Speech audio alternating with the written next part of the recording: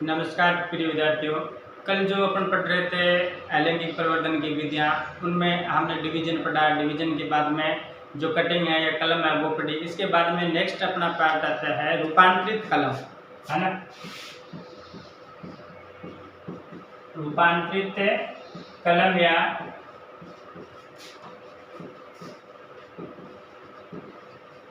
Modified cutting.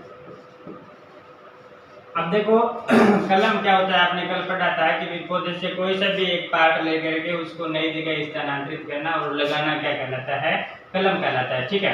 अब रूपांतरित कलम क्या होता है, जैसे कोई सा भी पौधे का भाग है वो रूपांतरित हो गया और रूपांतरित होने के बाद में अगर वहां से अपन प्रवर्धन के लिए उसको उपयोग में ले रहे हैं तो वो रूपांतरित कलम या मॉडिफाइड कटिंग कहलाती है। जैसे इसके अपन टाइप की बात करेंगे कि कितने प्रकार से रूपांतरित कलमों का अपने यूज कर सकते हैं। सबसे पहला है ट्यूबर। ट्यूबर्स को हिंदी में बोलते हैं कंद। ये जो कंद होता है वो तने का रूपांतरित होता है और तने के रूपांतरित होने के बाद में उसमें भोजन से ग्रहण अधिक हो जाता है, जिसके कारण फूल जाता है। इसकी संरचना की बात करें तो देखो संरचना है वो इस प्रकार से होती है। ठीक है। इसके ऊपर फिर अपस्थानिक कलिकाएं पाई जाती है। ठीक है। ये है वो अपस्थानिक कलिकाएं हैं। ठीक है। अपस्थानिक कलिकाओं को फिर अपन क्या करते हैं, काट करके अलग अलग भागों में लगा देते हैं। ठीक है ना। इस प्रकार से इनको काट करके टुकड़ों में और अलग अलग लगा देते हैं। ठीक है। इस प्रकार से इसका प्रवर्धन किया जा सकता है। ये जो कटे हुए भाग है इसको अपन सामान्य भाषा में आंख बोल देते हैं। ठीक है। इसके बाद में इसका जो एग्जाम्पल है वो इम्पोर्टेंट है। आपको एग्जाम्पल ही ज्यादातर पूछे जाएंगे। एग्जाम्पल में देखो इसका सबसे बढ़िया उदाहरण है वो आलू है, इसके अलावा शकरकंद है, इसके अलावा आर्टिचोक है और कसावा है। इन सभी में रूपांतरित होता है वो तने का रूपांतरण होता है और इस प्रकार से प्रवर्धन किया जाता है। इसके बाद में दूसरा अपन अगर बात करें तो दूसरा इसमें है राइजोम, जिसको हिंदी में परकंद बोल दिया जाता है। परकंद क्या होता है, देखो सेम में कंद की तरह ये संरचना होती है। ये भी तने का रूपांतरण होता है, लेकिन इसकी संरचना है वो देखो इस प्रकार से होती है। ठीक है। इसके ऊपर क्या होता है,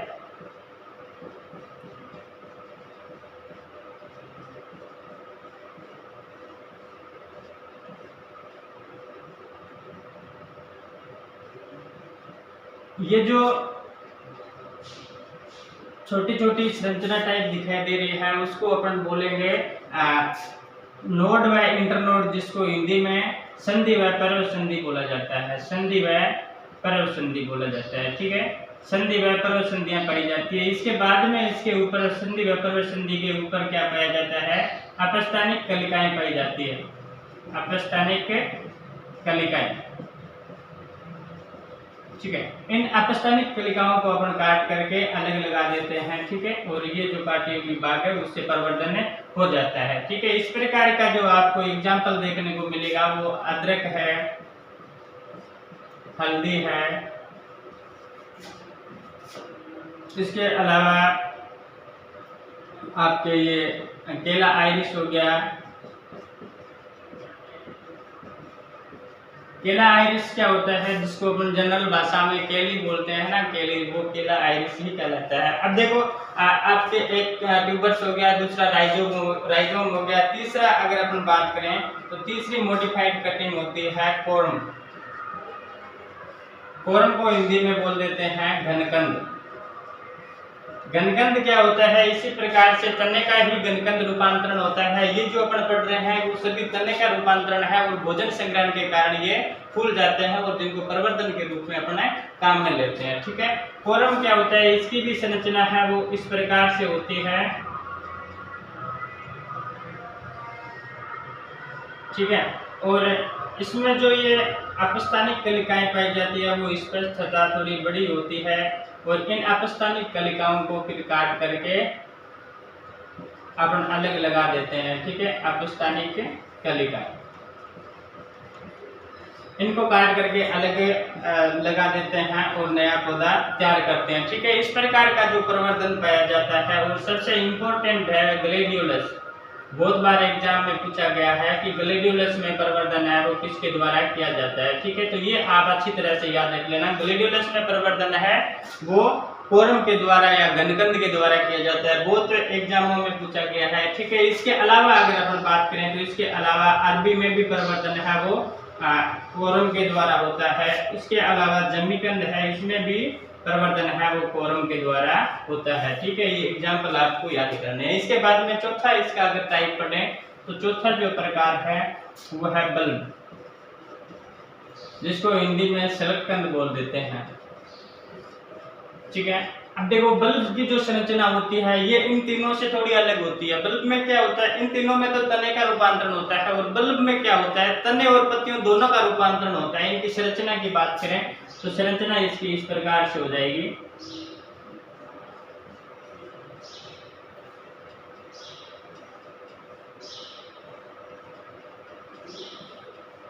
ठीक है, इस प्रकार की संरचना इसमें बनेगी और ये जो संरचना होती है वो तना और पत्तियों का मिश्रित होता है। ठीक है ना, तने और पत्तियां हैं वो भोजन संग्रहण के कारण फूल जाती है। इस प्रकार का अगर अपन एग्जाम्पल की बात करें तो एग्जाम्पल सबसे अच्छा इसका उदाहरण है प्याज।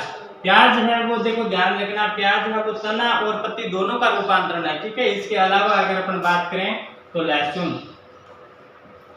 लहसुन आपने देखा होगा, लहसुन है जो बहुत सारी कलिकाओं से मिलकर बना होता है। ठीक है ना, जो बहुत सारी बल्ब होते हैं, कलिकाएं होती है, उनसे मिलकर बना होता है। और जो सिंगल बल्ब होती है उसको क्या बोला जाता है, कलो बोला जाता है। ठीक है, और जो लहसुन में प्रवर्धन की व्यवसायिक विधि है वो कौन सी है, कलोई है। ठीक है, याद कर लेना। इसके बाद में इसके अलावा अगर अपन बात करें तो इसके अलावा इसमें और प्रवर्धन देखने को मिल जाएगा आपको रजनीगंधा में।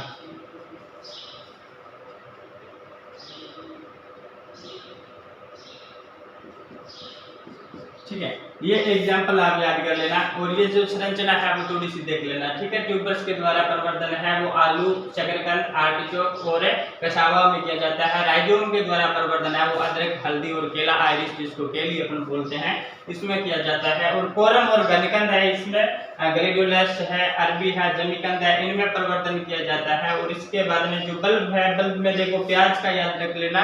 प्याज तना और पत्ती दोनों का रूपांतरण है, बाकी सारे ये तीनों है वो तने का रूपांतरण है। ठीक है, लहसुन है, इसमें लहसुन है वो केवल तने का रूपांतरण है। और इनमें जो प्रवर्धन होता है लहसुन में वो कलो होता है।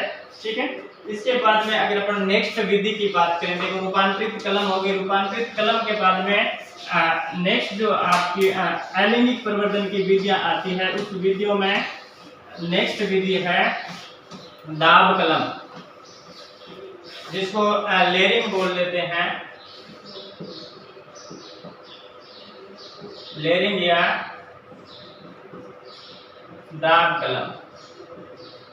अब देखो लेयरिंग क्या होता है। लेयरिंग एक ऐसी विधि है जिसमें जब अपन नया पौधा तैयार करते हैं तो उसको अपन मात्र पौधे से अलग नहीं करते। जैसे अपन क्या कल पढ़ा था, जो कलम होती है उसमें कोई सा भी पौधे का भाग है वो काट करके अलग जगह पर स्थानांतरित करते हैं, और जो काटा गया भाग होता है वो क्या कहलाता है, कलम कहलाता है। ठीक है, दाब या जो लेयरिंग होती है इसमें क्या होता है, जैसे ये कोई पौधा है, इस पौधे से फिर मात्र वर्ग से अलग नहीं करके यहाँ की कोई जो नीचे वाली शाखा होती है उस शाखा को क्या करते हैं, जमीन में दबा देते हैं। ठीक है, जमीन में दबाने के बाद में यहाँ से जो नई शाखाएं फूटती है, नई जड़ें फूटती है और फुटान होता है, यहाँ से जो पौधा बनता है उस पौधे को फिर काट करके अपने अलग कर देते हैं। ये इन दोनों में अंतर है। अगर और अंतर की बात करें तो कलम में है उसकी सक्सेस रेट है वो कम होती है। सक्सेस रेट कम कैसे होती है, क्योंकि इसको पौधे से अलग कर देते हैं तो इसमें जल की थोड़ी कमी हो जाती है। दाब की विधि है, इसमें देखो जल है वो पर्याप्त मात्रा में यहाँ से संचरित होता रहता है। ठीक है, तो इसमें जो कलम सक्सेस होने की दर है वो ज्यादा होती है। लेकिन व्यवसायिक स्तर पर या जो ज्यादा प्रचलित विधि है वो कौन सी विधि है, कलम विधि है। क्योंकि देखो अगर दाब विधि में अपन पौधे से ऐसी कितनी शाखाएं दबाएंगे, है ना, 2 दबा देंगे, 4 दबा देंगे, ज्यादा मात्रा में कलम में तैयार नहीं कर सकते, नए पौधे तैयार नहीं कर सकते। कलम के द्वारा बहुत सारे पौधे तैयार कर सकते हैं। ठीक है, अब इनकी विधियों की बात करें दाब कलम की, तो दाब कलम की कुछ प्रमुख विधियां हैं। सबसे पहली विधि है सिंपल दाब। सिंपल लेयरिंग या जिसको बोल देते हैं साधारण दाब।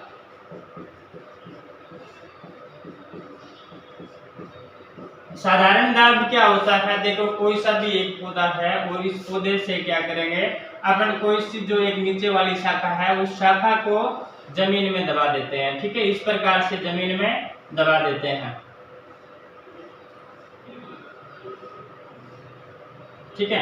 इसके बाद में क्या करेंगे, यहाँ पर जो जमीन में दबी हुई भाग है, दबी हुई जो टहनी है, इस टहनी पर अपन क्या करेंगे 2 से 2.5 सेंटीमीटर अपन एक इस पर कट लगाएंगे और जो ऊपर वाला छिलका रहता है और उसके बाद में जो कैम्बियम रहती है, एदा रहती है, उन दोनों को हटा देते हैं, ठीक है।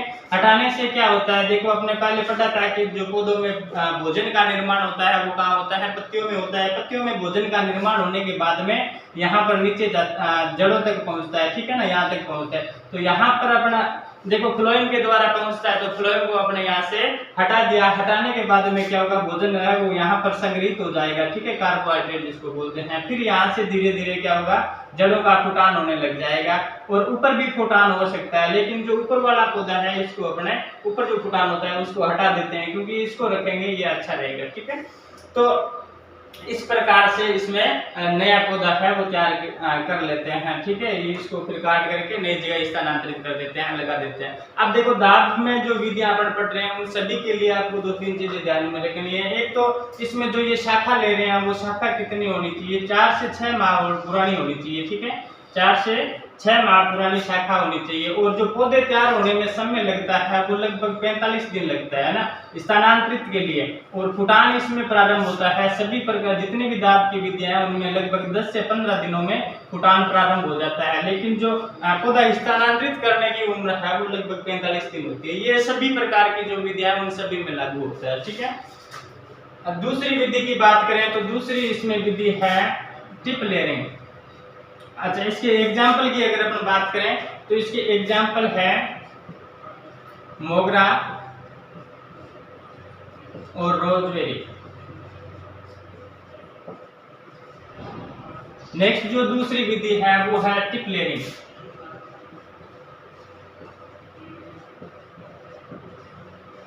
जिसको हिंदी में शीर्ष दाब बोल देते हैं,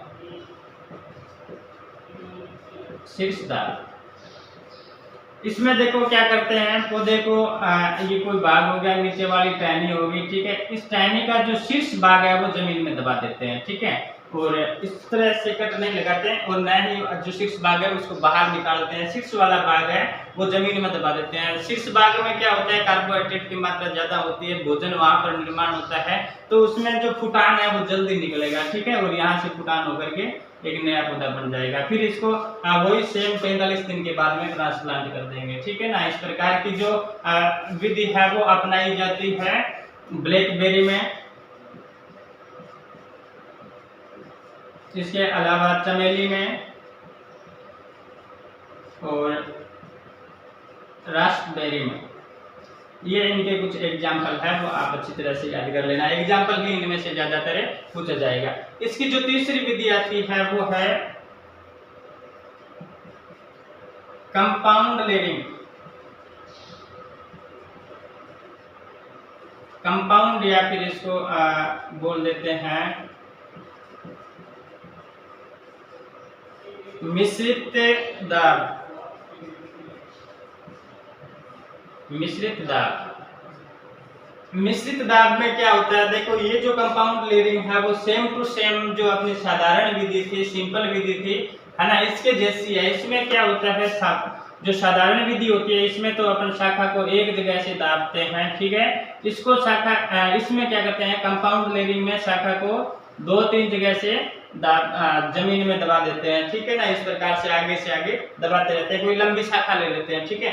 इसके बाद में वही सेम प्रोसेस है, ये वाला कट है वो यहाँ पर लगा देंगे और यहाँ पर लगा देंगे और यहाँ पर भी ये वाला कट लगा देंगे। इसके बाद में यहाँ से फुटान हो जाएगा और नया पौधा है वो लगभग तैयार होने में कितने दिन लगेंगे, 45 दिन का समय लगता है। फिर इनको काट करके अपना अलग अलग जगह में लगा देते हैं। ये एक विधि इस प्रकार से चलती है, आगे से आगे चलती रहती है, इसीलिए इसको सर्पाकार विधि भी कहते हैं या सर्पेंटाइन भी कह सकते हैं, ठीक है ना, सर्पेंटाइन लेयरिंग या सर्पाकार विधि, ठीक है, सर्पाकार दाब। इस प्रकार से सर्पाकार दाब या कंपाउंड दाब इसको बोला जाता है। सेम टू सेम साधारण दाब की तरह ही है, किसी इसमें जो शाखाएं हैं वो जमीन में 2-3 जगह से दबा देते हैं, साधारण दाब में केवल एक जगह दबाते हैं, ठीक है। इस प्रकार का जो प्रवर्धन है वो अपने को देखने को मिलता है स्ट्रॉबेरी में, मोगरा में और चमेली में, ठीक है। इनके एग्जाम्पल आप याद कर लेना। इसके बाद में जो दाब की नेक्स्ट विधि है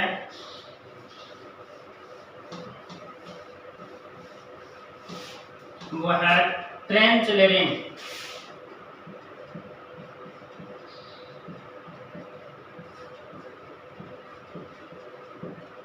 ट्रेंच लेयरिंग जिसको नाली विधि बोलते हैं या नाली दाब बोल देते हैं, ठीक है ना, नाली विधि। ट्रेंच लेयरिंग में क्या होता है, देखो इस प्रकार से कोई पौधा है, ठीक है, और जमीन से लगभग 5 से 7 इंच अपन क्या करेंगे, नीचे एक नाली बना देंगे, ठीक है। इस प्रकार से नाली बना देंगे, यहाँ से कोई एक शाखा लेंगे और इस नाली में दबा देंगे। जहाँ जहाँ पर इस शाखा में नोड होगी, है ना, वहाँ वहाँ पर क्या होगा, पौधे विकसित हो जाएगा, ठीक है, नई शाखाओं का फुटान हो जाएगा और फिर इनको अपन काट करके क्या करेंगे, नई जगह पर लगा देंगे। यहाँ से काट करके अलग अलग पौधे तैयार कर लेंगे। इस प्रकार की जो विधि है वो ज्यादातर पुराने फल वृक्ष होते हैं ना, उन फल वृक्षों से नए पौधे तैयार करने के काम में ली जाती है, ठीक है। एग्जाम्पल की बात करें तो एग्जाम्पल इसके है सेब, नाशपाती और इसके अलावा आड़ू, ये इसके प्रमुख एग्जाम्पल है, ठीक है। ट्रेंच विधि में क्या करते हैं, एक नाली टाइप बना लेते हैं और नाली जमीन से ज्यादा गहराई में नहीं बनाते, 5 से 7 इंच नीचे गहराई में ही बनाते हैं, ठीक है। इसके बाद में नेक्स्ट विधि की बात करें तो नेक्स्ट विधि है स्टूल लेयरिंग।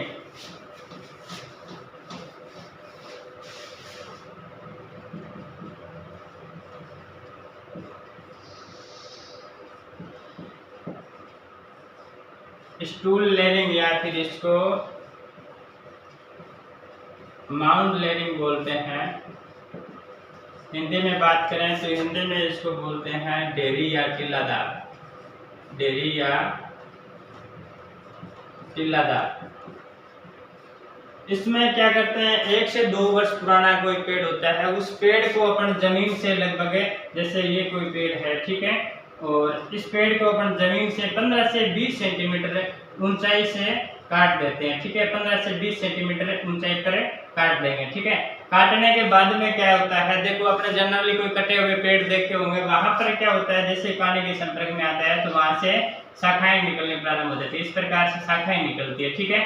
शाखाएं निकलने के बाद में अपन क्या करेंगे, इसके ऊपर मिट्टी चढ़ा देंगे इस प्रकार से, ठीक है ना, इस प्रकार से इसके ऊपर मिट्टी चढ़ा देंगे, ठीक है। इसीलिए ये टीला टाइप की संरचना होती है तो इसी टीला दाब भी बोल दिया जाता है। अब मिट्टी चढ़ाने के बाद में यहाँ जहाँ जहाँ पर इसमें नोड होती है वहाँ वहाँ पर क्या होता है, फुटान प्रारंभ हो जाता है, ठीक है, और यहाँ से नए पौधे बढ़ने प्रारंभ हो जाते हैं। फिर इनको काट करके अपने अलग लगा देते हैं, ठीक है। इसका एग्जाम्पल जो बेस्ट एग्जाम्पल है वो अमरूद है, और अमरूद की जो व्यावसायिक पौधे तैयार करने की विधि है वो भी स्टूल लेयरिंग है, ठीक है, ध्यान में रखना। इसके बाद में अगर अपन नेक्स्ट विधि की बात करें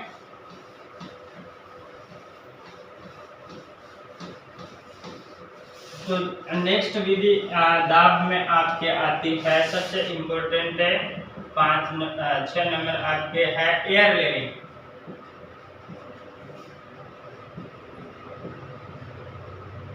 एयर लेयरिंग, ठीक है, इसको बुट्टी दाब भी बोल देते हैं, वायु दाब भी बोल देते हैं। इसके अलावा चाइनीज दाब भी कह देते हैं, क्योंकि चाइना से विकसित की गई है, चाइनीज लेयरिंग या चाइनीज दाब। इसके बाद में इसको मार्कोटेज लेयरिंग भी बोल देते हैं, मार्कोटेज लेयरिंग या मार्कोटेज दाब भी कहा जाता है, ठीक है। ये इसी के अन्य नाम है, ये थोड़ा सा दूसरे नाम भी है, वो ध्यान में रख लेना, ठीक है। इसमें क्या होता है, देखो बाकी सभी विधियों में अपन क्या करते थे, कोई भी जो शाखा होती थी उस शाखा को अपन जमीन में दबाते थे, ठीक है। इसमें क्या करते हैं, हाँ, हवा में ही पौधा तैयार करते हैं। जैसे ये इसकी कोई मुख्य शाखा होगी, मुख्य शाखाओं से जो द्वितीयक शाखाएं निकलती है, उन शाखाओं में क्या करते हैं, जो जिनका आधार भाग होता है ना, आधार भाग पर अपन क्या करेंगे, वही लगभग 2 से 2.5 सेंटीमीटर कट लगाएंगे, ठीक है। कट लगा करके इसमें जो कैम्बियम है उस कैम्बियम को हटा देंगे, ठीक है। हटाने के बाद में यहाँ पर जो आगे भोजन का निर्माण होगा, वो भोजन है वो यहाँ पर आकर के भंडारित हो जाएगा, ठीक है। भंडारित होने के बाद में यहाँ पर जड़ें निकलने प्रारंभ हो जाती है, लेकिन जड़ें सीधा तो निकलेगी नहीं, क्योंकि उनको किसी न किसी प्रकार के मीडिया की आवश्यकता होती है, ठीक है। तो फिर अपना आर्टिफिशियल मीडिया इसके ऊपर लगा देते हैं। इसमें मीडिया यूज करने के लिए सबसे ज्यादा अपन यूज करते हैं चिकनी मिट्टी, ठीक है। चिकनी मिट्टी में क्या होता है, पकड़ने का जो गुण है, असंजन और सहसंजन बल है वो अधिक होता है, पकड़ने का गुण अधिक होता है, ठीक है। तो इसके ऊपर है अपन मोस घास की सहायता से चिकनी मिट्टी है वो लपेट देंगे, ठीक है। चिकनी मिट्टी लपेटने के बाद में इसके चारों तरफ पे पॉलीथीन से इसको बांध देंगे, ठीक है। तो ये एक प्रकार से गुट्टी टाइप की संरचना बन गई, इसीलिए इसको गुट्टी दाब भी कहा जाता है। हवा में तैयार करते हैं इसलिए इसको वायु दाब कहा जाता है, ठीक है। मोस घास देखो जनरली जो अपने कूलर वगैरह होते हैं उनमें यूज करते हैं, वो मोस घास होती है। मोस घास में क्या होता है, नमी को पकड़ने की क्षमता है वो ज्यादा होती है, ठीक है। तो इसके बाद में लगभग इसके 10 से 12 दिन में 15 दिन में जड़ें निकलना प्रारंभ हो जाती है, और 45 दिन के बाद में ये स्थानांतरित होने के योग्य हो जाती है। फिर इसको यहाँ से काट करके दूसरी जगह स्थानांतरित कर सकते हैं, ठीक है। अब देखो जो वायुदार है, इसमें पौधे अधिक संख्या में तैयार कर सकते हैं, क्योंकि जितनी शाखाएं होती है वहां पर अपने इस प्रकार से पौधे तैयार कर सकते हैं। लेकिन और जितनी भी ये दाब की विधियां थी उनमें पौधे हैं वो कम संख्या में तैयार किए जा सकते हैं। इसके एग्जाम्पल की बात करें तो सबसे इम्पोर्टेंट है, बहुत बार पूछा गया है, इसका एग्जाम्पल है नींबू, अनार, अमरूद और लीची, ठीक है। तो ये आज अपने जो अलैंगिक प्रवर्धन की विधियां थी उनमें आपने डिस्कस किया था। एक तो जो रूपांतरित या मॉडिफाइड कलम है उसके बारे में, दूसरा जो लेयरिंग है या दाब की जो विधियां हैं उनके बारे में, ठीक है। इनके एग्जाम्पल आप अच्छी तरह से याद कर लेना। इसके बाद में अपने आगे एक तो बडिंग की विधियां बच रही है, दूसरी ग्राफ्टिंग की विधियां बची हुई है, वो अपन नेक्स्ट वीडियो में कर लेंगे, ठीक है। धन्यवाद।